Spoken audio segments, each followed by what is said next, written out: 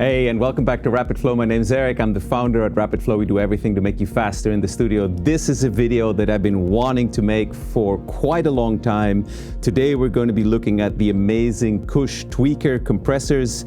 These are some of the most versatile compressors that exist in the market. This was actually one of the first pair of compressors I ever bought because it so intrigued me that these compressors can imitate the sound of some of the most legendary compressors in the biz. Today we're going to be looking at what their possibilities, strengths and weaknesses are, and I'm going to give you various sound demos so you can hear it on kick, bass, synths, vocals, mastering, you name it. So let's dive in.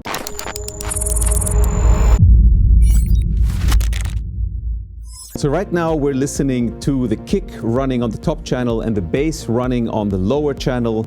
This is level matched to be the same with or without the compression. And let me show you the difference without the kick and the bass processing.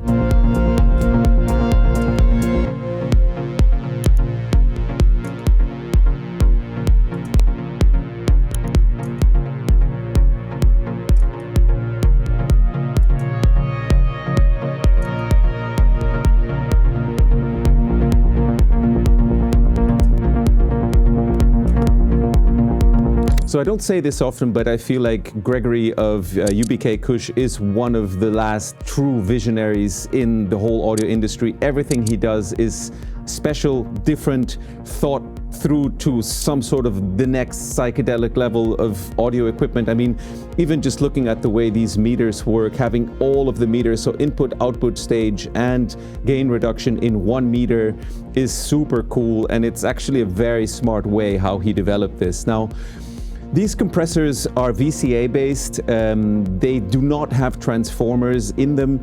They do have a custom detection circuit, and if you read the manual on the website, he explains that actually the thing that makes compressors sound like a specific sound, like let's say API 2500 or UA 1176, has a lot to do with the detection circuit. Even though these do not have transformers, if you listen to the kick with and without, it adds such a great weight to the kick. Bass with and without just adds like a nice saturation and brings it up front. And the thing that primarily makes these compressors so versatile is that the whole gain reduction circuit is tweakable and has a couple of different modes that are just super cool and give you a lot of different options. So let me show you, for example, right now we're listening to the kick drum with the so-called treble smash setting, and I can tweak how much of that treble is going to get squished by its contour setting. Flat, it would respond very differently. It's grabbing much more of the low end. You can set various stages of high pass filter.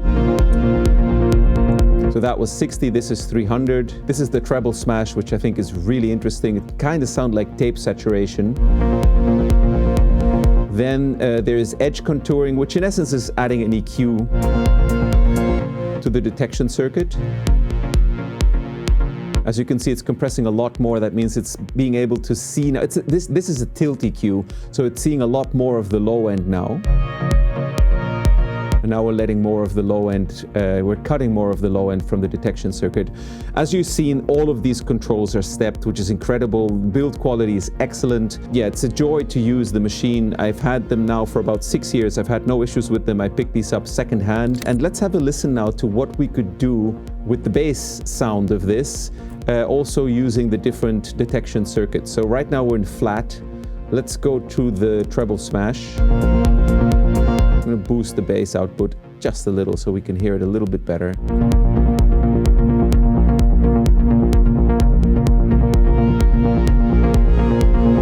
Let's listen to the edge contouring, which is in essence like a tilt EQ.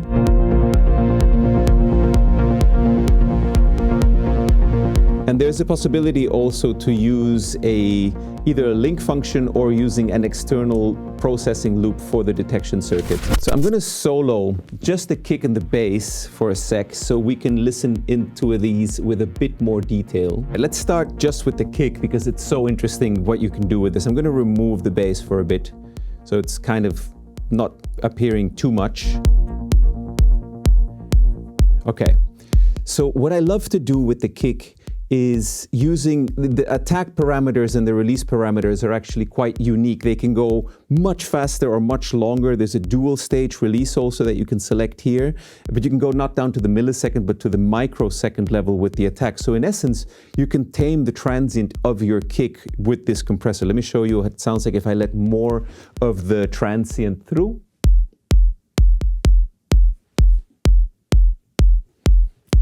And let me put this back to tape smash. Let me start to squeeze down on the transient. And you can set it so fast that it actually captures the transient, which is crazy, right? Like that's a microsecond, split second little punch that it's fully able to grab. Let's work on the contour a bit.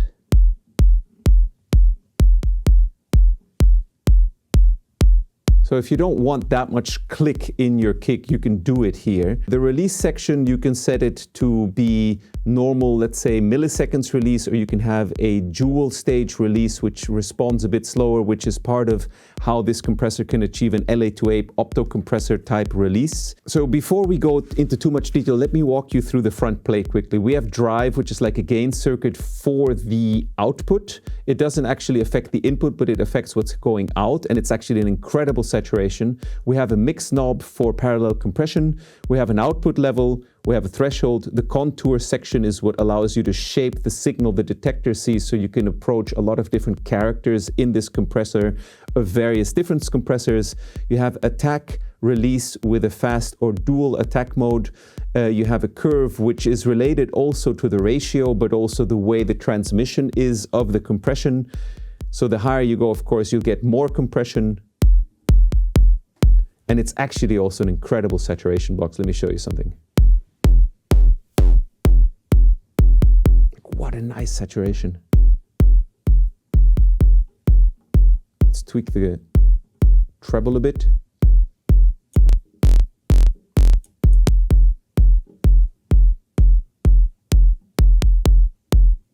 So as you can hear, extremely versatile, very, very cool the things you can do with it. It's actually sick for saturation also on other types of signals.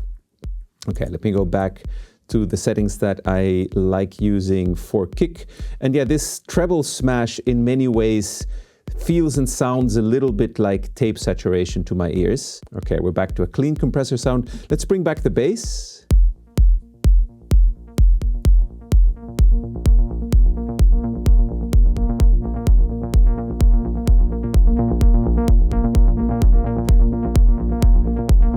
Let's do bypass.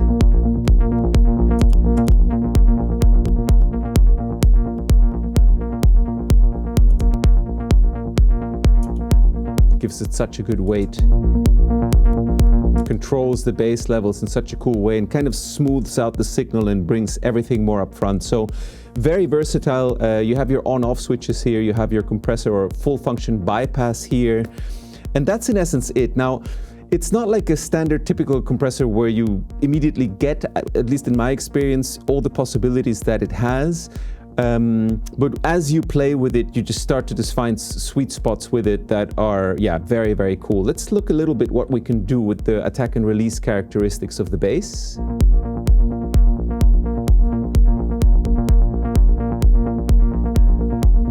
It's letting go a bit more now.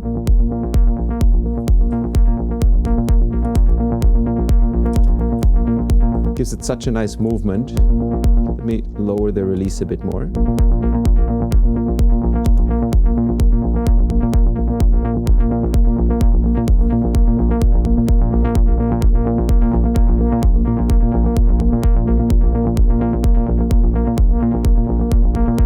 Maybe a little bit slower release and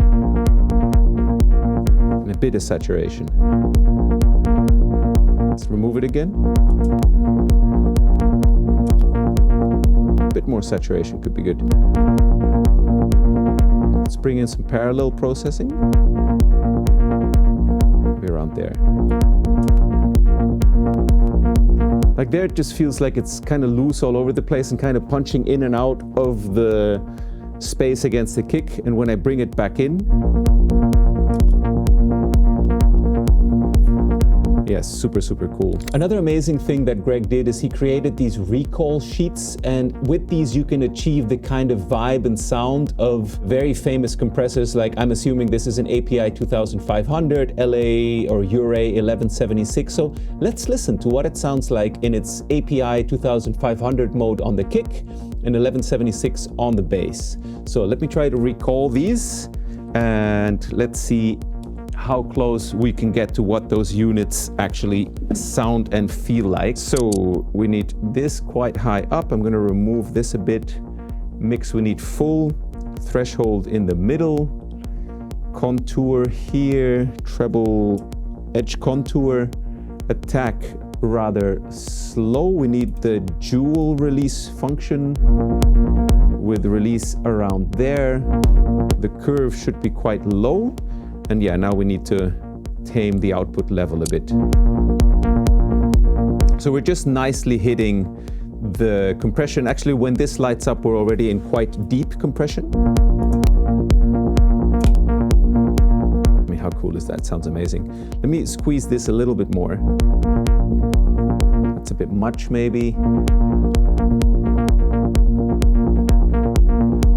Oh, that's the spot. Okay, and let's balance the levels. Bypass. Definitely has that peak and grab and pushes the mids forward. Now let's do the 1176 settings on the lower compressor, which the bass is right now running through. Let's go to threshold around here for now. Contour. This one we're also on edge contour. Attack ultra fast. We want the fast type release curve, and we want this around here. Now I'm going to balance the levels again, and let's have a listen where we want the compression to sit.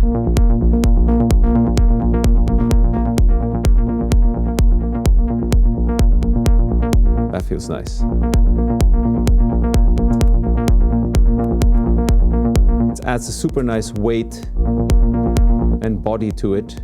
And yeah, it sounds furry. He's got a great way of describing things. Squeeze it a little bit more. It's a bit too much.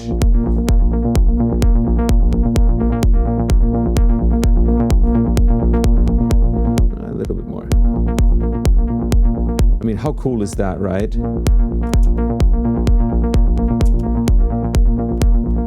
So yeah, very, very versatile. There's actually a story about how Greg took a pair of these to one of the big kind of audio dealers in the US and did a demo where he actually showed how close you can get with these to these very famous compressors.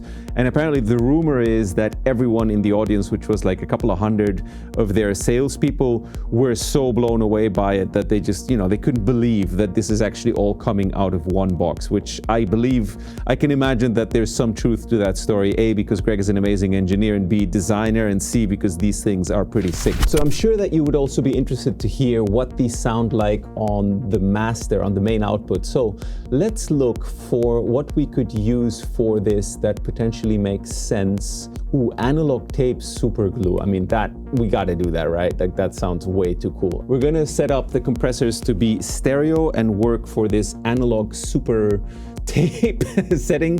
So we're running these as inserts right now in the channels of the kick and the bass, but we're gonna move them now so that we can have them on the main output. Okay, so I've moved these over now to be on the main output. Now we're running in stereo. Latency is compensated here. And you can link these in stereo very easily. It's just like a very standard little patch cable stereo jack thing that you stick in the back. And then the detector circuits get linked. So let's do that. Threshold around yay, contour at noon. I'm going to be using the tape smash, attack at 9, curve rather high. We're on the fast attack and release settings. And mix is 100% wet. Okay, so we're definitely compressing a lot now with these threshold settings, so I'm gonna lower the threshold a little bit.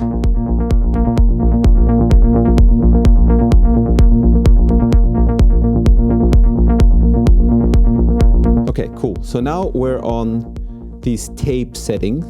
Let me bypass. That's indeed such a nice squeeze on the signal. Let me bring the level up just a little. Be easier to hear.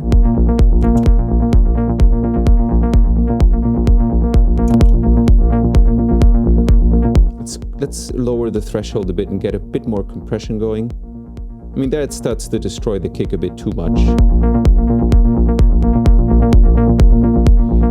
I want to try a slightly slower attack. Yeah, but it starts to sound immediately different. He's done a great job tweaking these presets.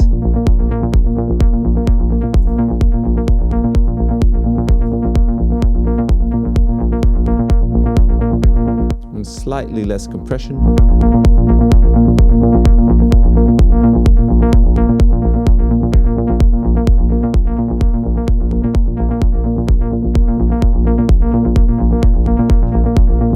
Super nice. Let's do another bypass. It even widens the stereo field, I have the impression. Oh, it sounds super nice. So yeah, massively versatile what you can do with these. I do have a vocal in this track, so let's try putting one in an LA2A type mode for the vocal, and the other one we will use for something that I will think of now on my way to the computer. So let me show you very quickly how I go about setting these up. Right now we have the tweaker inserted on the vocal. I'm using it early in the chain. I'm boosting the gain going to the tweaker so that we're able to compress properly and lowering it again, and we're just using the left side of the audio so that we still have a mono signal since. Okay, so I've soloed the vocal now, and this is set to an LA2A type vocal grabber, smooth vocal grabber or something the preset was called. That's without it.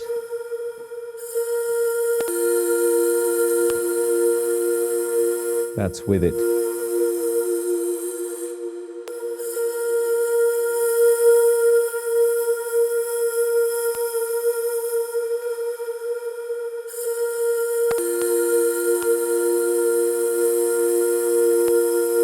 Yeah, it squeezes it and levels it in a super nice way.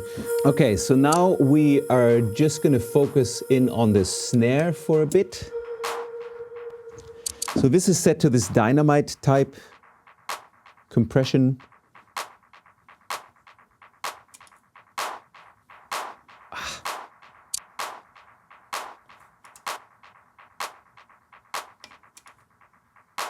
Gives such a good impression of just how different the character of the compressor can feel when it's in specific modes. Okay, I was super curious to hear what the snare actually running through here now sounds like with the 1176 type settings. So this is the snare in its own, no processing. And this now will be with the 1176 type vibe.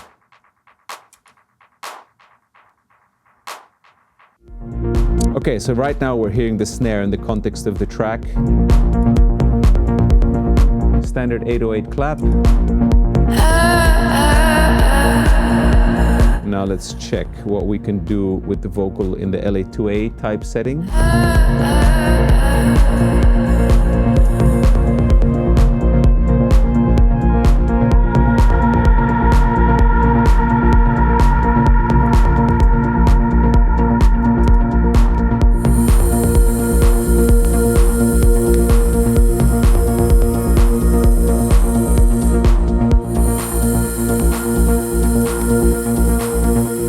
Adds a nice body and sort of more even vibe to the vocal here. Can't get over this snare, how cool it sounds. Listen to that. I just wanted to show you that because it's so cool.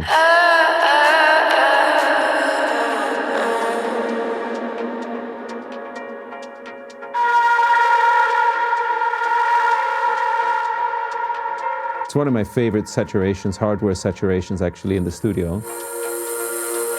Listen to that. can hear vocal cords resonating in the saturation. So cool.